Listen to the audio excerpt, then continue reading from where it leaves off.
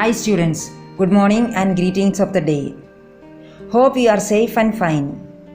In the previous class, we learned how to apply subject-verb agreement rules correctly when there is a prepositional phrase between the subject and the verb in a sentence.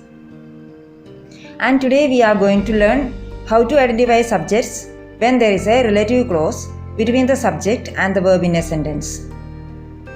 Like prepositional phrases, relative clauses also cause problems with the subject-verb agreement.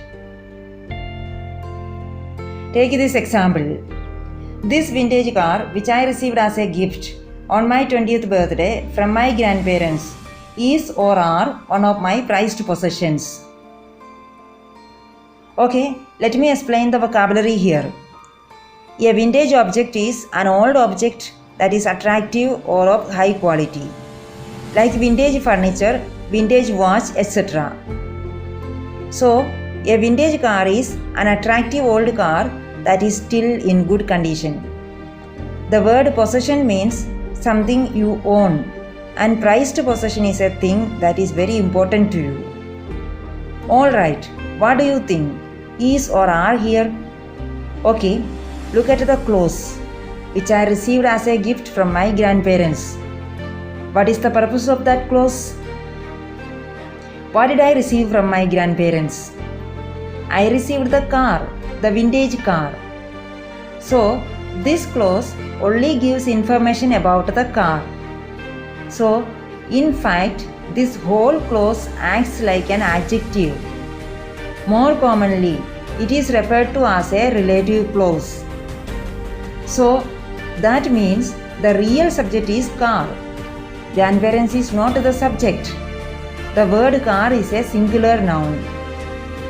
So, this vintage car which I received as a gift on my 20th birthday from my grandparents is one of my prized possessions. The answer is. Alright, here is another example. The architect who designed some of the city's biggest skyscrapers lives in a modest 2-bedroom apartment downtown. Here, notice the relative clause is who designed some of the city's biggest skyscrapers. Who stands for the noun the architect. The architect is a singular noun, so we have a singular verb. The architect lives in a modest 2-bedroom apartment downtown. You mentally block out the relative clause who designed some of the city's biggest skyscrapers. So, just match the verb with the real subject, the architect. The architect lives in a modest 2-bedroom apartment downtown. We have more examples. Most instructors appreciate students who ask good questions. Here, students who ask good questions. The relative clause is who ask good questions. And the relative pronoun who stands for the noun students. Students is a plural noun, so we have students who ask good questions. Notice that relative clauses usually start with words like who, which, that, where or when. So these words are called relative pronouns. Who, which, that, where or when. They are relative pronouns. I have more examples for you.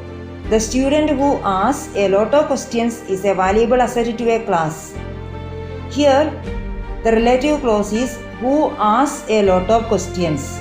This is the relative clause, and who stands for the noun the student. The student is a singular noun, so we have singular verb is. The student is a valuable asset to a class.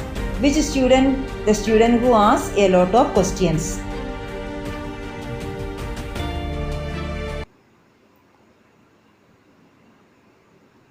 Let's go to the next example. People who win the lottery are lucky. The relative clause is who win the lottery. Who stands for the noun people.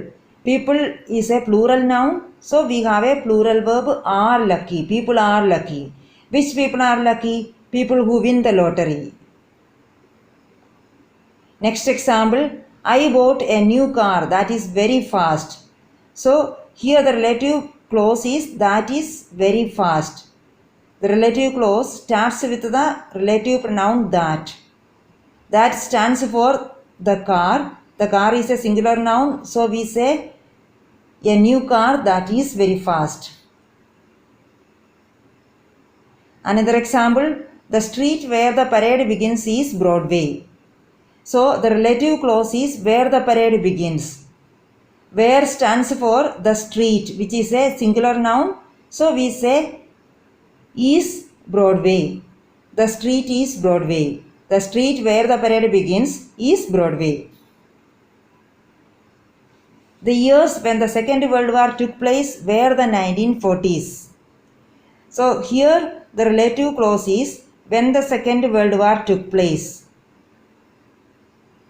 The relative clause is starting with the relative pronoun when. When stands for the years. So the years is a plural noun, so we say the years were the 1940s.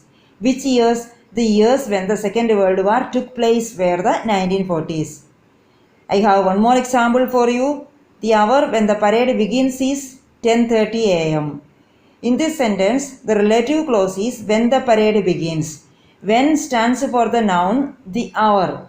The hour is a singular noun, uncountable noun, and it is singular, so we have a singular verb. The hour is 10:30 a.m. Which hour? The hour when the parade begins is 10:30 a.m. So the verb is. As always, to check your understanding, there are some questions. There are 4 questions.